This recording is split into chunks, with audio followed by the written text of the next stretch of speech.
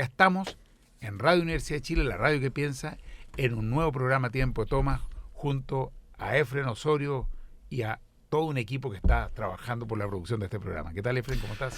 Buenas noches, Tomás, y buenas noches a todos los auditores. Sí, la verdad que te escuchaba atentamente tu análisis con respecto al proceso constituyente, y hay que señalarlo que tú estuviste fuera el fin de semana y que no habíamos conversado estos temas. Así es. Y sin embargo, debo señalar que coincido 100% contigo. La verdad es que se ha intentado, a mi juicio, cuadrar el círculo, se ha intentado pasar gato por liebre, y hay que estar muy atento con esta situación, porque efectivamente hay muchas cositas por debajo que son delicadas y son complejas. Tú las has señalado y las has detallado con bastante fuerza y con bastante certeza. Yo lo más grave que lo encuentro son los 2/3. 2/3, bueno, lo más grave es que no cumpla su palabra, tal como tú lo señalaste. La palabra era que en este periodo una nueva constitución, y obviamente los demócratas pensamos que tiene que ser vía asamblea constituyente. Fíjate que hoy día, no sé si lo escuchaste, se lo entregaron a la propia presidenta Bachelet el informe del PNUD con respecto a los procesos constituyentes del mundo. Ya no lo conozco. Y Marcela Ríos, que es una persona bien dedicada a todos los temas electorales y políticos, hizo este informe, y yo no lo leí, yo simplemente estoy hablando de lo que escuché en prensa, y habla de un estudio de los últimos 60, 70 años en todo el mundo con los distintos y diversos procesos constituyentes que han habido en más de 100 países, y establece como norma que en los países con dictadura o saliendo de dictadura, el proceso constituyente, la forma de cambiar la constitución fue a través de comités de expertos. Mientras que en la mayoría de los países democráticos, con democracias así institucionalizadas, maduras, como le gusta llamarlas a algunos, el cambio de constitución se hizo a través de asambleas constituyentes. Entonces eso te habla y te refleja un poco en la situación que estamos. O sea, 25 años después de una dictadura, aún seguimos trabajando como si estuviera una transición de hace 2 años atrás. Y efectivamente uno de los grandes líos que hay es el quórum de 2/3 para modificar la actual constitución y permitir las fórmulas que el próximo Congreso irá a resolver. Entonces 2/3 efectivamente es entregarle una oreja a la derecha. Es decir, bueno, nosotros vamos a cambiar la constitución, pero ustedes tienen la posibilidad de veto y lleguemos a un acuerdo, en circunstancias que es un quórum altísimo y que en muy pocas partes del mundo existen esos quórums para modificar leyes o para cambiar constituciones. Una pregunta, Efren. Ustedes desde la Fundación Moebius entiendo que han estado estudiando el tema, y en particular el tema o los pasos necesarios para una asamblea constituyente.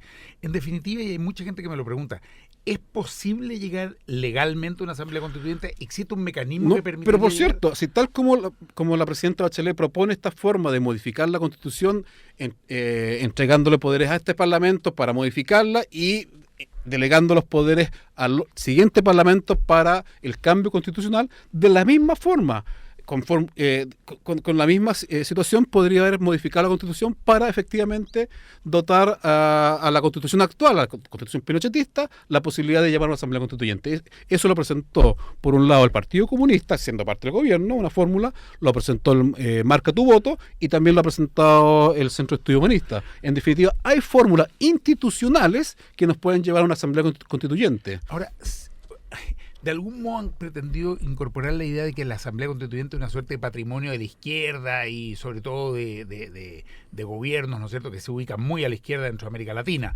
Pero yo entiendo que en ese estudio ustedes veían que también en Chile, en los orígenes de la concertación, había muchos grandes líderes de la democracia chilena que han estado planteando la Asamblea Constituyente. ¿Quiénes han sido básicamente los que la han propuesto? Bueno, estamos hablando de Patricio Aylwin. Espérate.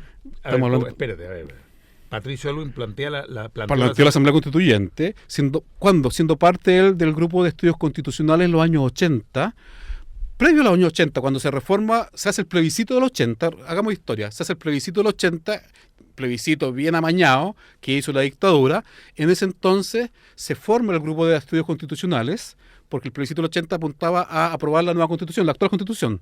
Entonces, la entonces oposición forma el grupo de estudios constitucionales, que estaba encabezado, entre otros, por Patricio Aylwin, Edgardo Benninger, Jorge Correa Sutil, que hoy día lo vemos que habla de cosas muy similares al opio, E incluso el propio Eduardo Frei Montalva, en su minuto y en su discurso histórico del Teatro Caupolicán, planteó el tema Asamblea Constituyente. El propio Ricardo Lagos, en la primera entrevista que da, siendo vocero de la Concertación, cuando era bastante desconocido, y está esa entrevista, se la entrega a la revista Cauce. La periodista le pregunta, bueno, ¿y ustedes llegando al gobierno qué van a hacer? Y Ricardo Lagos lo que dice, bueno, entre otras cosas, el llamar a una asamblea constituyente porque es la única forma de salir de la herencia de la dictadura. Entonces estamos hablando que todos nuestros antiguos compañeros de ruta, cuando nosotros fundamos la Concertación, ¿te acuerdas? Todos ellos estábamos juntos por una asamblea constituyente. ¿Qué pasó después? No se sabe, y fue una de las razones por las cuales el Partido Humanista se salió de la Concertación en el año 92, justamente porque esas promesas de campaña se olvidaron. Bueno, en la segunda parte del programa, después de la pausa, yo creo que va a ser muy interesante escuchar las opiniones de nuestras auditoras y auditores sobre este tema, sobre el anuncio presidencial. ¿Les pareció bien? ¿Les pareció que está quedando esto en manos efectivamente de un parlamento que está desacreditado? ¿Cómo lo evalúan? No ahora, pero después de la pausa, creo que puede ser muy bueno escuchar las opiniones en el 2977-1579 y el 2977-1580.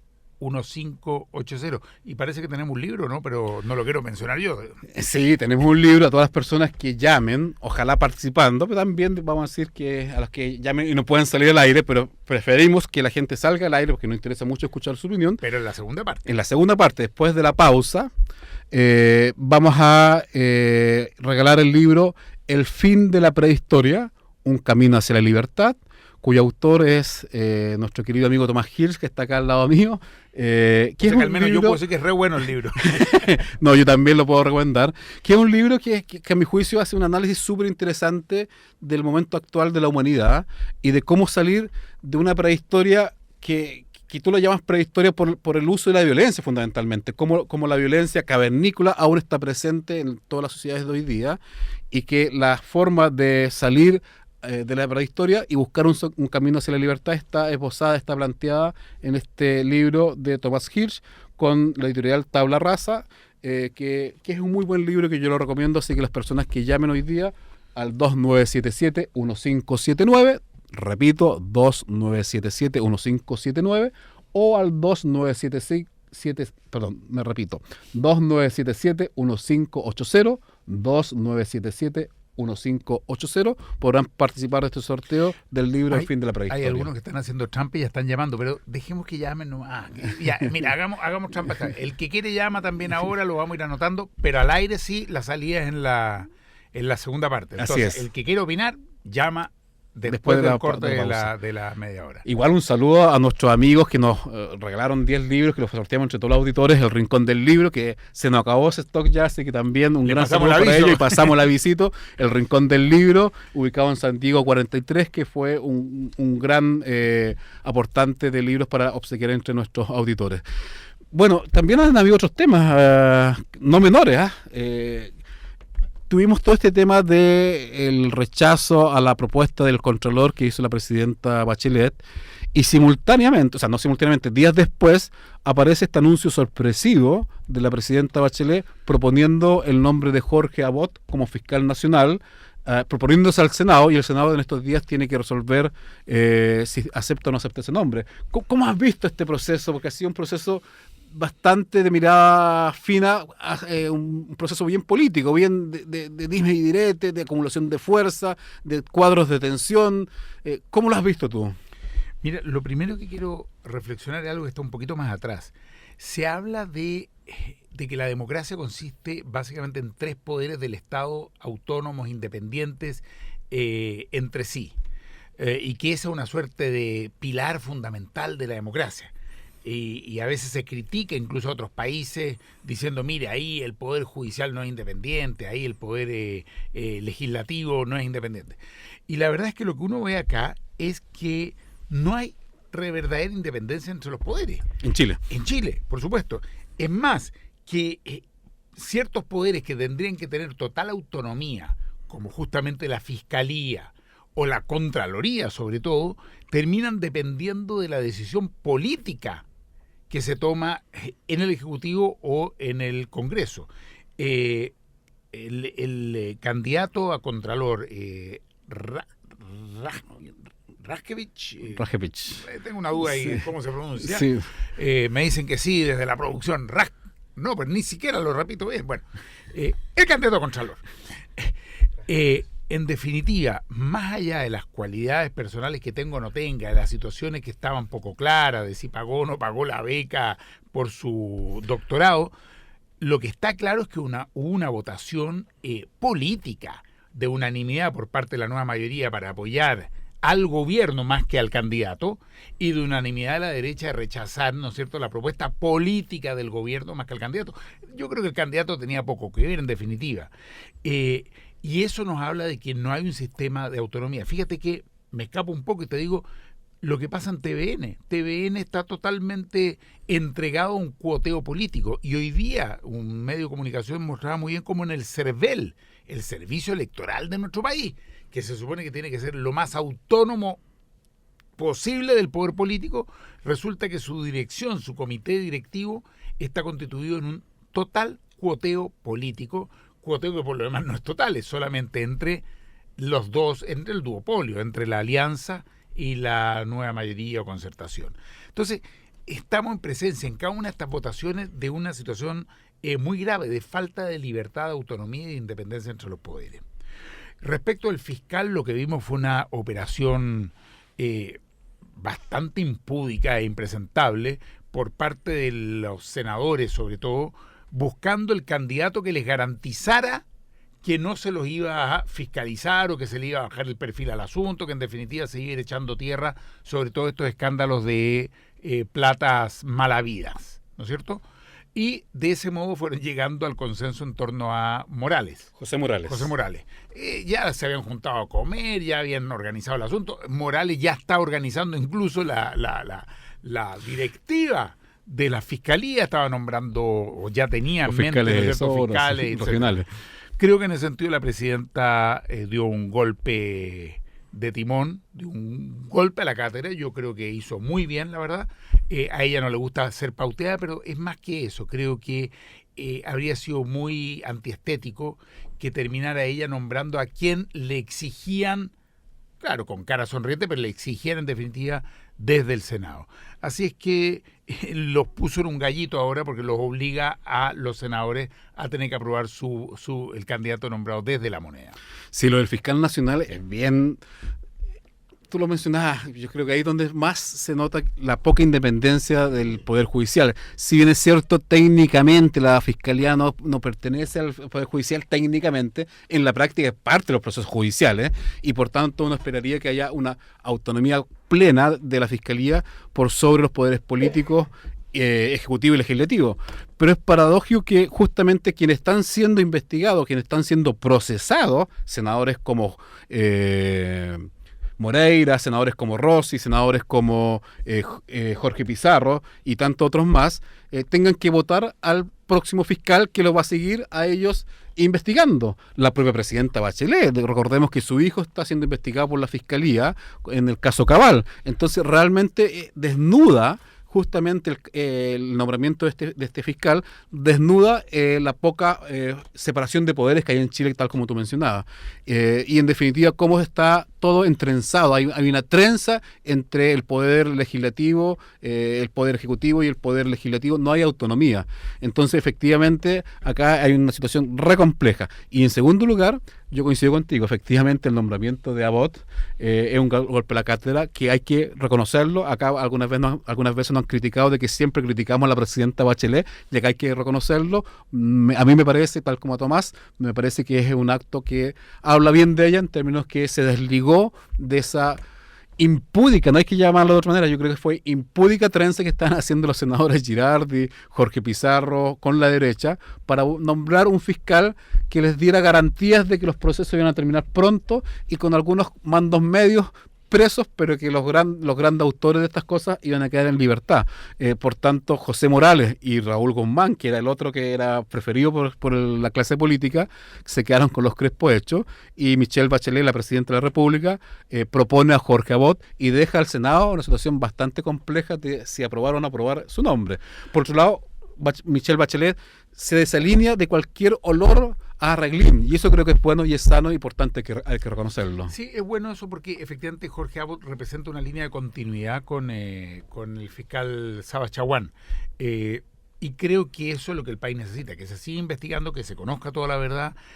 Sabemos que en definitiva esto cuando llegue a juicios probablemente no implique penas de cárcel ni grandes castigos, pero creo que lo importante es que estos juicios no sean detenidos por maniobras políticas hechas desde el mismo Senado. Ahora, lo increíble, a medida que te escucho, pensaba, es que este Senado está inhabilitado para todo, porque estamos diciendo que no puede ser el que vote el mecanismo de una nueva constitución, porque están involucrados ellos mismos. Estamos viendo ahora que no pueden ellos votar por el fiscal nacional porque es el ladrón detrás del juez. Si son ellos los que están siendo investigados, entonces ¿cómo van a elegir? Mire, este juez me gusta mucho para que me investigue. Ahora, si seguimos avanzando nos vamos a encontrar con que pasa lo mismo en todos los campos. No debieran poder votar en torno a la ley de pesca, no debieran poder votar en torno a muchas materias las cuales están permanentemente... Educación, ni hablar. Abandono de funciones de un ministro, de una autoridad importante, que el Senado actúa como segunda instancia frente a la acusación de la Cámara de Diputados. Entonces, imagínate lo que sería la segunda instancia del Senado frente a una virtual acusación constitucional por abandono de deberes de algún ministro, ¿no? Realmente están totalmente inhabilitados. Bueno, así es que creo que efectivamente, como dices tú, la presidenta dio una señal clara. Creo que ella verdaderamente aspira a que se continúe con la investigación, a que no haya una maniobra, a que la ciudadanía no está en condiciones de aceptar otra maniobra más distractiva o para bajarle el perfil a todo esto que se ha estado investigando hasta acá. Yo volvería en los minutitos que nos quedan ante la pausa, recordarle a los auditores que después de la pausa pueden llamar para darnos su opinión sobre el proceso constituyente o cualquier otro tema que les parezca de interés. Pero yo volvería en estos minutitos que nos quedan ante la pausa, Tomás, al tema del proceso constituyente. ¿Cómo lo ves tú? Michelle Bachelet ha planteado y ha propuesto de que a partir de marzo viene un proceso de diálogo ciudadano, que parten desde la comuna, la provincia, hasta llegar a la región, y de ahí va a salir una propuesta a presentar. Hay que participar de ese proceso. ¿Cómo lo ves?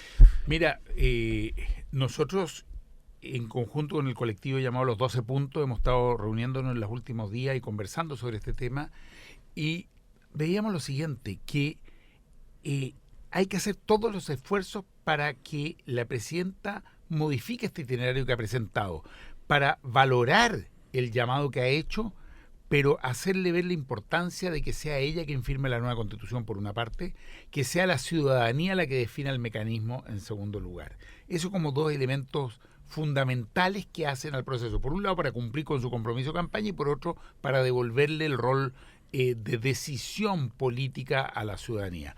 Así que yo voy a hacer todo lo posible para empujar en esa dirección, pero si tú me preguntas, ¿hay que participar? Yo creo que sí. Yo creo que hay que participar, yo creo que no hay que restarse, yo creo que hay que empujar en esa dirección. Creo que una gran mayoría, lo están mostrando las encuestas, hubo una de CADEM que salió, me parece que hoy día o ayer, que muestra que más de un 70% de los chilenos están por una nueva constitución y están porque se consulte vía plebiscito a la ciudadanía. Bueno, eso es lo que hay que seguir insistiendo. Sí, yo lo que valoro justamente del llamado que hace la presidenta es que mantuvo el tema de la Asamblea Constituyente.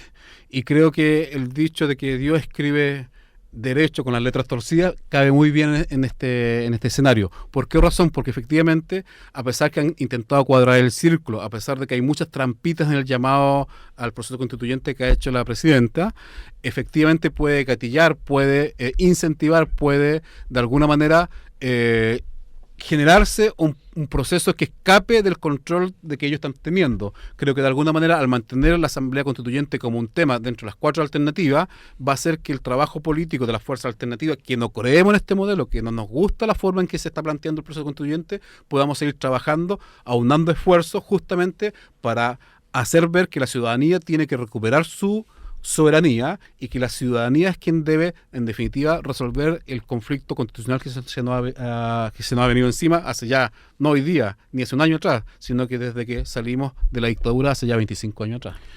Fíjate que en las últimas semanas yo he estado participando en varios debates, foros y charlas en distintas ciudades sobre este tema de la Asamblea Constituyente y sobre la necesidad de una nueva constitución. Y hay mucha gente que pregunta, bueno, pero ¿y me afecta, no me afecta? ¿De qué sirve? ¿Qué cambia? Y la verdad es que puede tener consecuencias muy importantes para la ciudadanía. Esta es una constitución que instaura, mantiene y consolida el modelo neoliberal, el sistema neoliberal.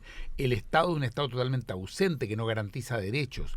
Esta es una constitución centralista, que le da todo el poder a Santiago y muy poco poder a las regiones, a la comuna. Esta es una constitución que no tiene mecanismos de participación, plebiscito, revocación de mandato, iniciativa popular de ley. Hay que generar mecanismos para que la ciudadanía pueda levantar su voz, hacer sentir sus demandas. Esta es una constitución que no garantiza la salud, no garantiza la educación, no garantiza una pensión digna. Es verdad que no por estar escrito en una constitución eso queda resuelto, pero al menos fija los lineamientos. Las constituciones modernas tienen incorporado el tema medioambiental, la protección de los recursos, del agua, de la energía, no están contemplados en esta. De hecho, acá todo el tema energético queda totalmente al libre albedrío del mercado, no hay ninguna orientación. En fin, creo que son... Por cierto, todo el tema de los derechos del trabajo frente al gran capital, que no están establecidos en esta Constitución y tienen que garantizarse esos derechos. Así que hay muchas cuestiones, ya hablando de contenido, que pueden incorporarse a una nueva Constitución para garantizarle más derechos a cada chileno. Recordemos que estamos en Tiempo de Tomás, junto a Tomás Hirsch, y quien les habla es Fren Osorio. Hoy día hablando de procesos constituyentes, hoy día hablando acerca del nombramiento del fiscal y el nombramiento del contralor. Sí, yo creo que lo más importante es que tenemos que la nueva Constitución garantizar ciertos derechos esenciales, pero me están diciendo que ya hemos llegado al tiempo de nuestra pausa, así que nuestros auditores decirle que después de la pausa pueden llamarnos al 2977-1579, 2977-1579, para poder participar de todo lo que es este diálogo con respecto a lo que hemos conversado del proceso constituyente y los nombramientos del fiscal y el contralor. Así que nos vamos a una pausa y nos vemos en algunos segundos después.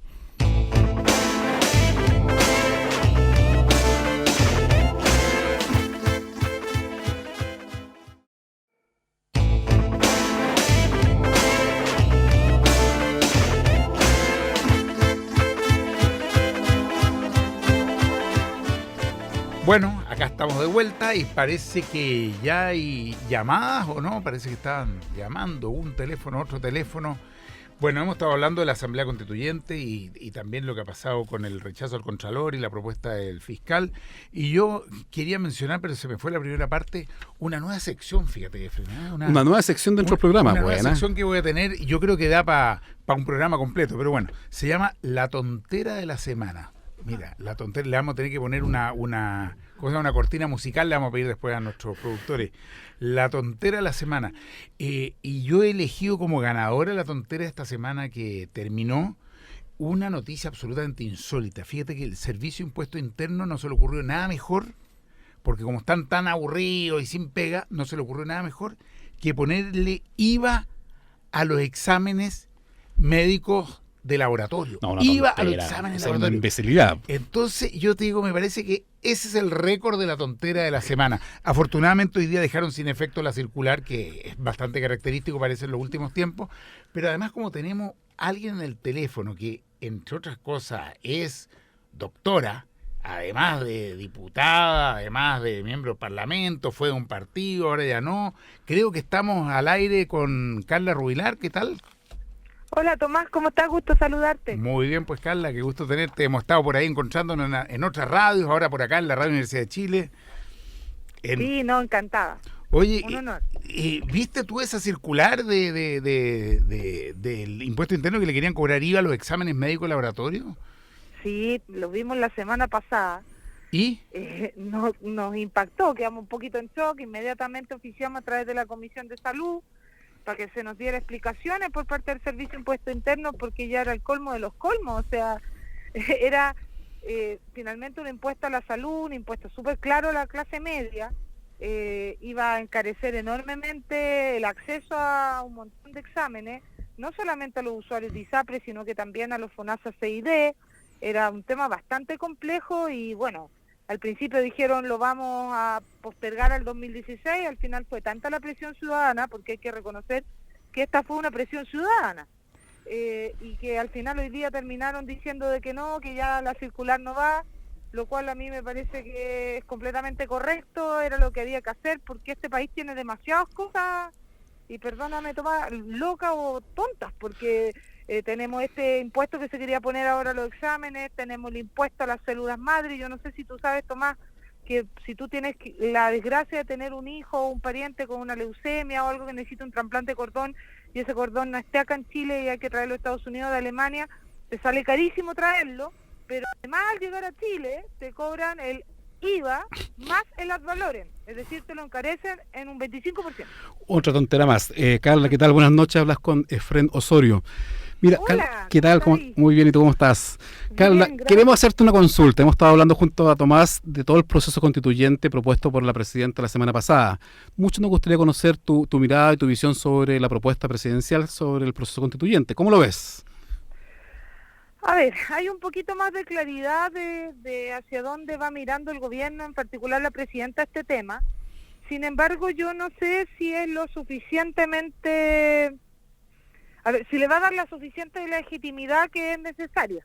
Todavía tengo mis dudas al respecto. Yo quiero ser súper transparente. Yo hace, no sé, 10 años atrás era de las que pensaba que la Asamblea Constituyente era de los países chabacanos, de que era de países que de una otra forma no se preciaban de su institucionalidad, y Chile como un país serio, tenía una institucionalidad que permitía hacer las cosas como correspondía. Entonces, sin embargo, durante el transcurso de los últimos años, sobre todo, y dada la crisis de la política, uno empieza a entender, primero, que ya no hay posibilidades de mantener la Constitución del 80, por muy remakes y arreglos y maquillajes que se le hagan.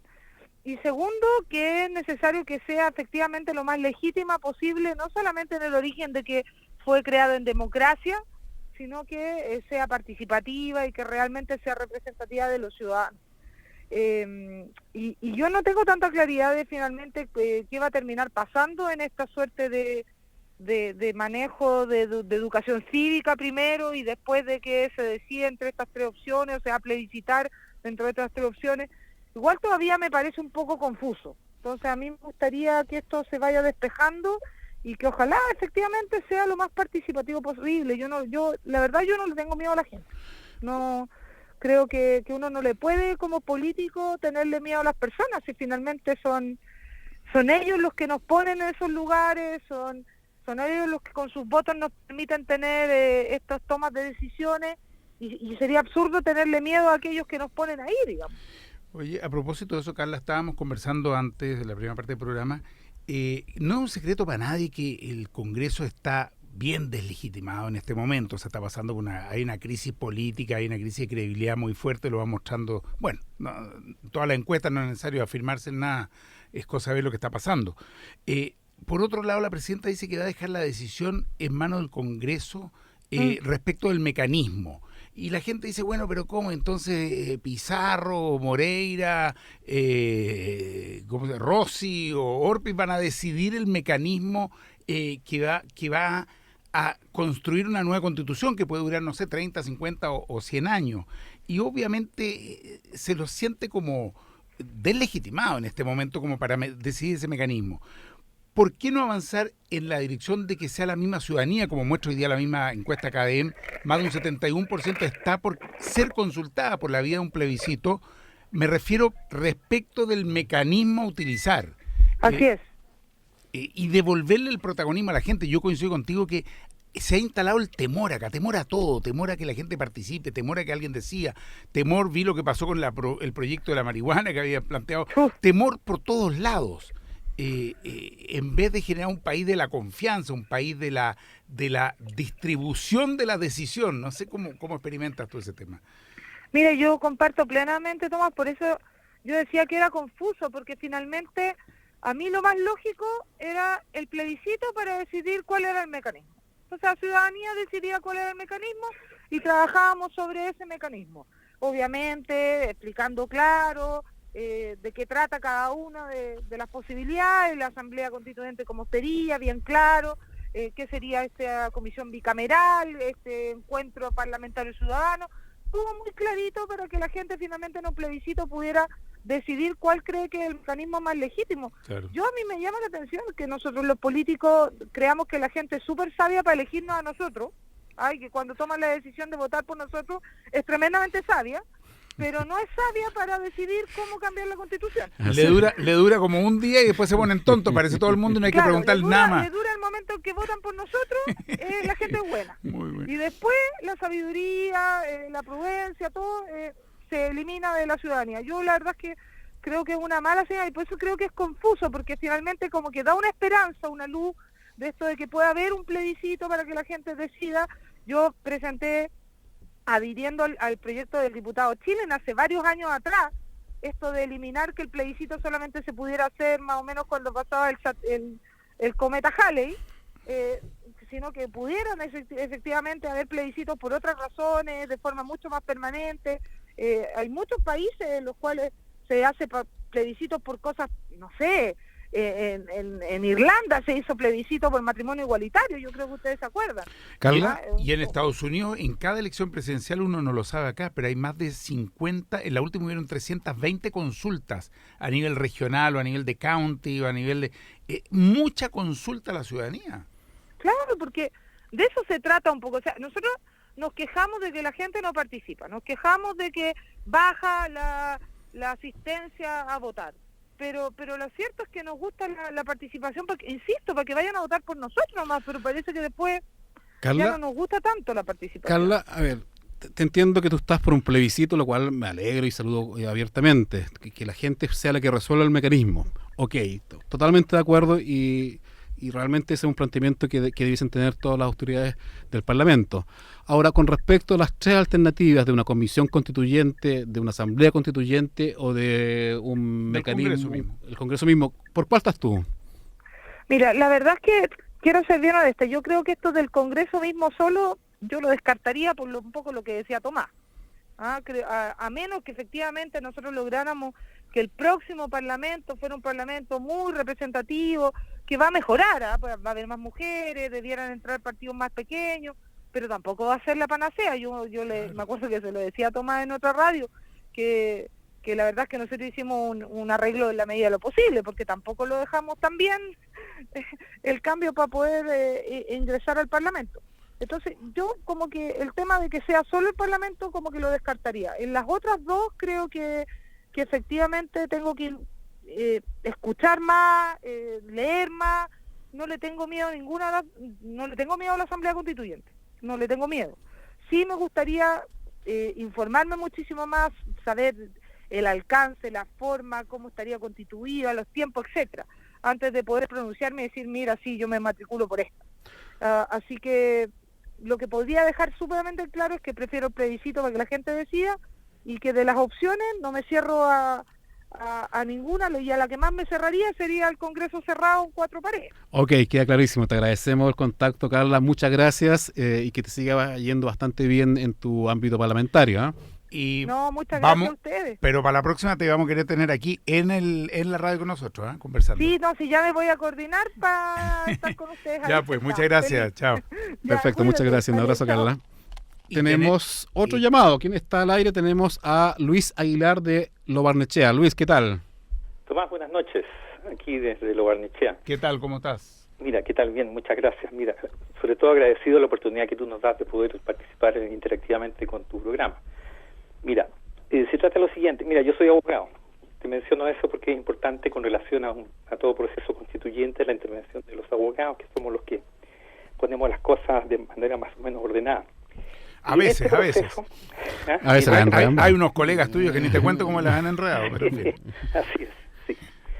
Mira, este proceso constituyente está vinculado con el Tratado Transpacífico, del que no se habla ni se dice nada, y se mantiene bajo secreto. Solamente gracias a Wikileaks sabemos que ese tratado va a establecer un tribunal arbitral designado por las corporaciones internacionales. Sabemos que en Chile las principales corporaciones son las que explotan nuestros recursos mineros. La actual minería está amparada bajo el artículo 19, número 24 de la Constitución, que dice que es una norma que viene de la Constitución del año 25 y que permitió que el Estado nacionalizara la gran minería del cobre. ¿Ya? Sí. si nosotros seguimos adelante con nuestro proceso constituyente, que debíamos hacerlo y a través de una asamblea como queremos, va a llegar el momento en que nos vamos a encontrar con que este gobierno, como lo ha dicho, va a haber aprobado el Tratado Transpacífico, que nos va a obligar a que cualquier debate sobre la nacionalización de los recursos naturales tenga que ser llevado a una corte internacional arbitral, y que las cosas en materia de la soberanía del Estado sobre los recursos van a ser resueltas por un tribunal desconocido de nosotros, en el cuya designación no hemos tenido verdadera intervención democrática, porque lo va a haber hecho el gobierno o los gobiernos de los países que suscriben este acuerdo junto con las corporaciones. Y resulta que vamos a tener una linda constitución preparada, ojalá por una asamblea constituyente, pero no vamos a poder tocar nuestros recursos, y de querer hacerlo vamos a tener que pagar las indemnizaciones que un tribunal internacional diga. No sé si es muy especializado lo que te digo, pero tiene la mayor importancia con relación a qué es lo que efectivamente consiste la soberanía del Estado sobre sus recursos y la decisión del pueblo cuando se dicta una constitución, que ojalá lo hiciera, como digo, a través de una asamblea constituyente. Podemos llegar a ese punto, y yo temo mucho que las personas que están pensando como ustedes, por ejemplo, y muchas otras, no están viendo este problema hoy día porque estamos debatiendo sobre si hay asamblea, sobre lo que sea, ¿no es cierto? No hay que perder de vista el hecho de que la presidenta, antes de hacer su discurso el otro día, donde nos dice el procedimiento, primero 15 días antes se reúne con los grandes empresarios del país y les dice que la propiedad privada no va a ser tocada, que no teman, ¿ya? Si yo miro eso bajo la óptica de este nuevo tratado, tengo que darme cuenta que se está refiriendo precisamente a eso, porque nuestros principales empresarios chilenos están asociados con las grandes compañías y corporaciones internacionales, y especialmente la minería. Bueno, entonces, yo me doy cuenta cuando escucho estos programas que no se tiene en cuenta esto. Estamos muy apasionadamente luchando por la Asamblea Constituyente, pero va a llegar el momento en que tenemos que cumplir los tratados por Chile y que haya suscrito este gobierno, que nos va a entregar amarrados de pies y manos a ese tratado. Perdona si fui muy extenso, les dejo el tema para compartir. Quizás fuiste un poco extenso, pero me parece muy importante lo que has planteado. Es un tema que, tal como tú mismo decías, a veces aparece como muy complejo para la ciudadanía, pero me parece que es fundamental, es vital. Así que te agradezco mucho, sí. Y vamos a tener un programa, no sé si el próximo o el subsiguiente, en torno justamente al tema del tratado. Así que muchas gracias, Luis. Tenemos, me parece, otra llamada. Sí, tenemos a Óscar y Yanis de Ñuñoa. Óscar, ¿qué tal? Buenas noches. Buenas noches, Tomás. ¿Qué tal? Aquí estamos con Efren. Gracias por la posibilidad de hablar. El Parlamento, y en especial el Senado, está totalmente delegitimizado. No tiene legitimidad alguna. Ahora, la proposición de la presidenta es su compromiso. Era su compromiso de campaña. Lo que está proponiendo hoy día es algo que rompe ese compromiso. No hay ninguna posibilidad de tener una nueva constitución con todo lo que ha planteado la presidenta y que de alguna forma lo chutea para la próxima presidencial. Muchas gracias, buenas noches, y qué pena que no tenemos nueva constitución por ahora. Muchas gracias, Óscar. Muchas gracias. Recordamos que estamos en Tiempo de Tomás, en la Radio Universidad de Chile, la radio que piensa, hablando, entre otras cosas, del proceso constituyente. Tomás, hay un tema, nos quedan 15 minutos. Menos. Que yo creo que es súper interesante, que es el tema del anuncio que hizo la Municipalidad de Recoleta, el alcalde Jadwe, con respecto a una farmacia para los vecinos, farmacia popular. ¿Qué te parece ese tema? La verdad es que me pareció un anuncio realmente espectacular. Yo conversé hace algunos días, el viernes, para ser bien preciso, con el alcalde, con Daniel Jadwe, un gran amigo que le mandamos muchos saludos aquí desde la Radio Universidad de Chile, y esperamos poder tenerlo pronto también para conversar, porque es un tema muy relevante. Lo que ellos han hecho es vital, toca un tema de fondo. La salud en Chile desde hace mucho tiempo es un negocio. Está estructurada como un negocio, está concebida como un negocio. Los laboratorios y las farmacias, que son básicamente tres cadenas, ¿no es cierto?, que tienen a nivel nacional más del 95% de las farmacias, controlan totalmente el mercado y lo manejan en busca de lo que es el objetivo de una empresa privada, maximizar sus utilidades. Y así lo han hecho y sabemos que ganan cientos de millones de dólares a costa de la salud de la gente. Pero ¿qué pasa? Pasa que estas farmacias están concentradas en algunas comunas. En algunas comunas del país, en el caso de Santiago, ¿no es cierto?, en Las Condes, Providencia, Ñuñoa, Barnechea, La Reina, concentran más del 80% de las farmacias de todo Santiago. Y hay muchas comunas que no tienen farmacia, tienen solamente una o dos que no están muy bien abastecidas. Los precios de los medicamentos quintuplican y hasta se multiplican por 7 respecto de los mismos medicamentos en otros países como Argentina o Perú. Lo que ha logrado el alcalde Jadwe es que remedios que en algunos casos costaban tratamiento de 500.000 pesos los han llevado a 100.000 pesos, 5 veces menos. Gente que no tenía cómo pagar sus medicamentos, como los jubilados, pensionados, hoy día tienen la posibilidad de hacerlo. Yo creo que es una decisión admirable y de hecho hay hoy día ya más de 80 otras municipalidades que se han contactado con el alcalde Jadwe para ver cómo implementarlo. Tenemos otra llamada, Tomás, es de Arturo Fuentes de la comuna de Peñalolén. Arturo, buenas noches. Hola, buenas noches. Cuéntanos, Tomás, cortito, nos está quedando pocos minutos, sí, así que vamos, Arturo. Le quiero dar las gracias por la ocasión de poder hablar con usted. ¿Sabes lo que pasa? Que me produce cierta rabia, impotencia.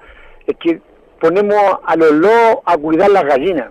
Supongamos los diputados y senadores van a votar por un contralor, van a votar contra un fiscal que lo está investigando. ¿Cómo podemos ver que es legítimo este Senado y si al final rechazan a los nombres que son de una, no sé si serán buenos o no, pero supuestamente tienen trayectoria, tienen la expertise técnica y lo rechazan por una cuestión netamente de goteo político porque no era el que les gustaba a ellos que los podía liberar de culpa? Yo creo que deberíamos, no sé si en este país se puede, como en otros países en Europa, disolver el Senado y volver a hacerlo de nuevo, porque le prometo que yo ya no quiero ir a votar, pero yo sé que es importante que vaya a votar. Si no vamos a votar, lamentablemente van a quedar los mismos que están ahora, porque no hay otra opción. Entonces yo no sé cómo se puede hacer la política para que, yo creo que el plebiscito está bien, pero yo creo que si no cambian estos señores, no sacamos nada con hacer un plebiscito, se van a seguir gobernando ellos, se van a sacarse y van a seguir ellos mismos haciendo las leyes que lo van a beneficiar a ellos porque son unos ladrones todos. Muchas gracias, Arturo. Muchas gracias, Arturo. Te agradecemos la llamada y efectivamente estamos totalmente de acuerdo que la actual clase política que está en el Parlamento, la verdad es que es como el gato cuidando la carnicería. Sí te digo que la abstención, el no votar, a ellos les conviene. Ellos quieren que no haya votación y que haya abstención. ¿Por qué razón? Porque en el fondo ellos siguen siendo reelectos. Lo importante es que la ciudadanía entienda que hay otras propuestas, hay otros partidos emergentes como el Partido Humanista, como la Izquierda Autónoma, como distintos, el Partido Ecologista Verde, el Partido PRO, que somos distintos al duopolio y que estamos trabajando por la construcción de un nuevo proyecto político para Chile. Lo que pasa es que no tenemos acceso a los medios de comunicación, no tenemos acceso a la televisión y muchas veces la gente desconoce estas nuevas propuestas. Pero efectivamente, Arturo, la clase política actual, el Parlamento actual deja mucho que desear y es por eso que necesitamos el apoyo para los partidos alternativos. Efren, yo te quería devolver parte de la pregunta del tema anterior. Esto de la farmacia comunal. Tú fuiste concejal en San Bernardo y yo entiendo que el Partido Humanista planteó ya desde hace muchos años la idea de farmacia comunal. ¿Cómo ves tú esa? Sí, la verdad es que cuando escuché a Daniel Jadwe, alcalde de Recoleta, la verdad es que me dio mucho gusto. Me dio mucho gusto. ¿Por qué razón? Porque una propuesta que nosotros tenemos hace 25 años y que otros hayan escuchado nuestra propuesta, ¿no? Lo implementen, me parece estupendo, me parece muy bien. ¿Por qué razón? Porque en las comunas la verdad es que la cantidad de teletones, la cantidad de sorteos, de rifas, de bailes a beneficio de alguien enfermo es terriblemente grande. Yo cuando fui concejal 12 años, la verdad es que la cantidad de eventos a la que asistí, a la que apoyé, buscando darle salud, buscando comprar un remedio para alguien, fueron numerosos y realmente uno se decía, bueno, si no juntamos la plata acá, tal persona, tal vecino, se nos muere. Y se nos muere. Y hubo gente que se murió efectivamente. Entonces este país que se dice que es tan desarrollado, este país que dice que ya no está en América Latina, que mira con desdén a Argentina, Bolivia, Perú, países donde sí tienen acceso a la salud de una manera mucho más digna y gratuita para sus vecinos, la verdad es que este país demuestra que en definitiva no es tan desarrollado y el gran progreso que supuestamente ha tenido no ha llegado a una gran cantidad de la población. Y por eso la iniciativa del alcalde Jadwe es realmente interesante, hay que seguirla por sobre los intereses económicos y por sobre las burocracias que surgen. En San Bernardo yo alguna vez conversé este tema con los otros concejales y el alcalde, y la verdad es que la cantidad de restricciones legales, jurídicas y administrativas que ponían por delante era muy difícil. Efectivamente hay que tener las facultades de un alcalde para poder impulsar un proceso como este. Ahora, el alcalde Jadwe comentaba que en su caso tomó más de un año de preparación, casi un año y medio, para poder sortear todas las trabas legales. Así y además las cosas burocráticas y poder organizarse, establecer el vínculo con el laboratorio, etcétera. Sin embargo, la estimación que ellos tenían es que los nuevos municipios que quieran entrar a este mismo mecanismo no les debiera tomar más allá de 5 meses, 4 a 6 meses en poder implementarlo. Por lo tanto, me parece que se ha abierto una puerta muy, muy interesante. Por cierto, que van a cacarear la farmacia y los que se rasgan vestidura con el tema de la libertad de mercado, pero acá justamente apelando a la libertad de mercado, el municipio de Recoleta ha implementado esta iniciativa que en definitiva beneficia a decenas de miles de personas que no tienen los recursos para poder atender su salud. No te olvides que un jubilado gasta a veces hasta el 60, el 70 o el 90% de su jubilación en remedios y por lo tanto efectivamente no le alcanzan para vivir. Se nos fue el programa, estamos terminando, pero antes de salir y despedirnos de los auditores, Tomás va a echar a correr la tómbola electrónica en su celular. Aquí con un número estamos. aleatorio del 1 al 5. Son 5 llamadas las que tenemos. Muy fácil, acá está Fernando el número. Pinto, Luis Aguilera, Virgilio Herrera, Oscar Illán y Arturo Fuentes. Vamos, partió la Número tómbola o no, alto. 1. El número Luis 1. Aguilar tengo yo anotado. Luis Aguilera, Aguilar, de Barnechea. Barnechea. En Miguel Claro 509, donde está la Radio Universidad de Chile, hay un libro esperándote, Luis Aguilar. El libro es El fin de la prehistoria, es mío, espero que te guste. Nosotros nos encontramos el próximo lunes. Un abrazo a todos.